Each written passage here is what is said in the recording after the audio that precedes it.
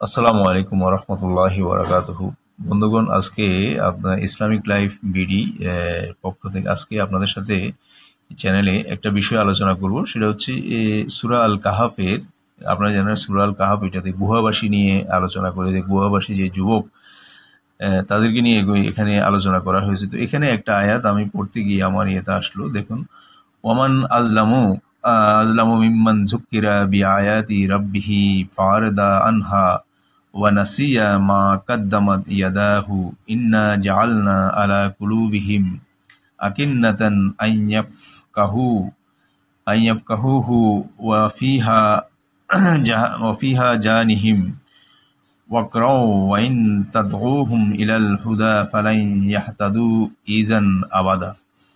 তো এটার তর্জমায় যেটা বলা হয়েছে, দেখেন, কোনো ব্যক্তিকে তার রবের নিদর্শনাবলী স্মরণ করিয়ে দেওয়ার পর সে যদি তা হতে মুখ ফিরিয়ে নেয় এবং তার কৃতকর্মসমূহ ভুলে যায়, তাহলে তার পক্ষে অধিক সীমা লঙ্ঘনকারী আর কি আছে। অর্থাৎ আল্লাহ তাআলা বিভিন্নভাবে মানুষকে উপমা দিয়ে, কোরআন শরীফে অনেক সময় একই কথা কয়েকবার বলা হয়েছে, যে আমি আকাশ থেকে বাড়ি বর্ষণ করি, তার শস্য ফলাদি উৎপন্ন করি। বিভিন্ন সময় বিভিন্ন আয়াতে বলেছে, গরুর ওদর থেকে দেখো সেখানে তোমরা ঘাস খাও, সেখান থেকে গোবর বের হয়। আবার একই ইয়েতে আমি তোমাদেরকে সেই পেটের থেকে, গরুর পেটের থেকে তোমাদেরকে দুধ খাওয়াই, হ্যাঁ, আমি তোমাদেরকে মধু খাওয়াই। এই ধরনের বিভিন্ন জায়গায় উপমা দেওয়া হয়েছে।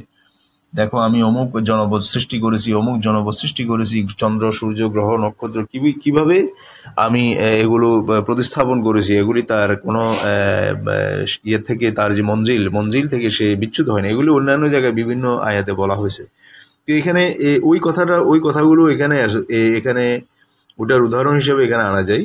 অর্থাৎ এইসব নিদর্শনাবলী তোমাকে দেখানোর পরেও, তোমাকে এসবের উদাহরণ দেওয়ার পরেও তুমি যদি আল্লাহর এই পথ থেকে মুখ ফিরিয়ে নাও এবং তার কৃতকর্মসমূহ ভুলে যায়, তারা যদি ভুলে, তাহলে তার অপেক্ষা অধিক সীমালঙ্ঘনকারী আর কি আছে। এতভাবে বোঝানোর পরেও, দেখানোর পরেও, দেখতেছে তারা, শুনতেছে, রাসূল এভাবে বলতেছে, এরপরেও যদি তারা ভুলে যায়, তারা অত্যন্ত সীমালঙ্ঘনকারী। আমি তাদের অন্তরে অপর আবরণ দিয়েছি এবং তাদেরকে আল্লাহ তাআলা মোহর এঁকে দিয়েছেন, যেন তারা কোরআন বুঝতে না পারে। এবং তারা কোরআন, এই ধরনের লোকগুলো যারা প্রকৃতি থেকে এই ধরনের শিক্ষা নেয় না, দেখেও দেখে না আল্লাহর সৃষ্টি, আল্লাহর অনুগ্রহ, আল্লাহর নিয়ামত সমূহ দেখেও দেখে না, বুঝেও বুঝে না, তাহলে তাদেরকে আর কোরআনও বুঝবে না। আল্লাহ তাদেরকে কোরআন বোঝার জন্য তাদের আবরণ করে দিছে। এই জন্য দেখবেন অনেক মুসলিম ইয়ারা তো আছেই, অন্য ধরনের কাফের মুশরিকরা তো আছে, ইহুদি কাফের মুশরিক, ওরা তো এগুলো চিন্তাই করে না, বা যে ইচ্ছা করে সে করে। আর অনেক মুসলিমও দেখবেন যে মুসলমান, সে কিন্তু কোরআন হাদিসের বিপক্ষে কথা বলে, মডার্ন সাজতে চাই। তো এই ধরনের মডার্ন সাজতে আল্লাহ তাদেরকে মোহর এঁকে দেবেন, কোরআন আর তারা বুঝতে পারবে না। এবং তাদেরকে বধির করেছি, তারা শুনতে পায় না, দেখতে পায় না। এবং তুমি তাদেরকে সৎ পথে আহ্বান করলেও তারা কখনো সৎ পথে আসবে না। এবং রাসূলকে বলছে, আপনি যদি তাদেরকে সৎ পথে ডাকেন, তারা কখনো সৎ পথে আসবে না। হ্যাঁ, তারা সীমা লঙ্ঘনকারী, তাদেরকে আমি করে দিছি। তো এটার তাফসির আমরা দেখি, তাদের অন্তরে আবরণ দিয়েছে, কোরআন বুঝতে পারে না, তাদের কানে বধিরতা। অর্থাৎ প্রতিপালকের আয়াতসমূহ থেকে মুখ ফিরিয়ে নেওয়ার মতো মহা অন্যায় করার এবং নিজেদের কার্যকলাপ, এই যে এতগুলো আয়াত পড়লো, সেই কোরআন রাসূল বুঝালো, করলো, এগুলি যদি তারা না বুঝে, নিজেদের কার্যকলাপ ভুলে থাকার কারণে তাদের অন্তঃকরণের উপর পর্দা রেখে দেওয়া হয়েছে। তাদের অন্তঃকরণ মানে অন্তর্দৃষ্টি, চক্ষু দৃষ্টি, এগুলোর উপর পর্দা দিয়ে দিয়েছে, তারা আর এগুলি বুঝবে না। এই যে কিছু মুসলমান আপনি দেখবেন, এরা মডার্ন সাজতে যায় দুনিয়াকে, তারা এত বড় মনে করে, তারা এই কোরআন হাদিসের বিপক্ষে কথা বলে। একবার সালমান এফ রহমানের মুখে আমি শুনছিলাম, বাংলাদেশের, যে কোরআনে কিছু সমস্যা আছে। উনি বলছিল যে আমি কোরআন পড়ছি, দেখছি, এখানে কিছু সমস্যা আছে। তো সালমান রুশদি ইরানের, এরা দেখে নেয়। বাংলাদেশ আরও অনেকেই আছে কোরআন হাদিস যারা করে, এদেরকে মৌলবাদী বা অন্য এদেরকে উপমা দেয়। কিন্তু এরা তো এরকমই থাকবে, এদের তো ধর্মীয় শিক্ষা, তারা ধর্মীয় জ্ঞান অর্জন করছে, তারা তো দুনিয়ার জন্য তাদের এটাকে বিক্রি করবে না, তাদের লেবাসকে বিক্রি করবে না, তাদের করবে না। এবং অনেক বাংলা শিক্ষিত লোকও আমরা দেখছি যারা ধর্মীয় নিয়মভাবে চলে, ধর্মীয় পোশাক পরে ধর্মীয়ভাবে চলে। তো যার ফলে কোরআন বোঝা শোনা, তা থেকে হেদায়েত গ্রহণ করা তাদের জন্য অসম্ভব হয়ে গেছে।